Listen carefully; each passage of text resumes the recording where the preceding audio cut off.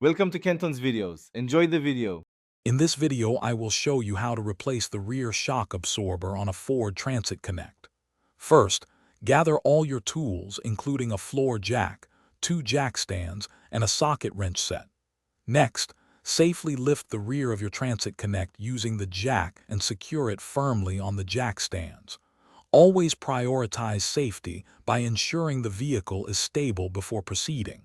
Finally, take a moment to locate the rear shock absorber and identify its upper and lower mounting points. Now let's get that old shock out. Begin by removing the lower mounting bolt. You might need to support the axle slightly with your jack to relieve tension. Once the lower bolt is out, move to the upper mounting point. These are typically bolts or nuts on the shock tower.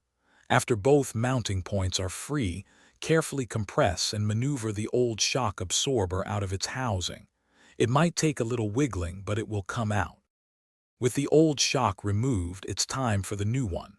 Start by inserting the new shock absorber into position, aligning the upper mounting point first. Secure the upper bolts or nuts, but only hand tighten them for now. Next, you may need to slightly adjust the axle height with your jack to align the lower mounting hole. Once aligned, insert the lower bolt.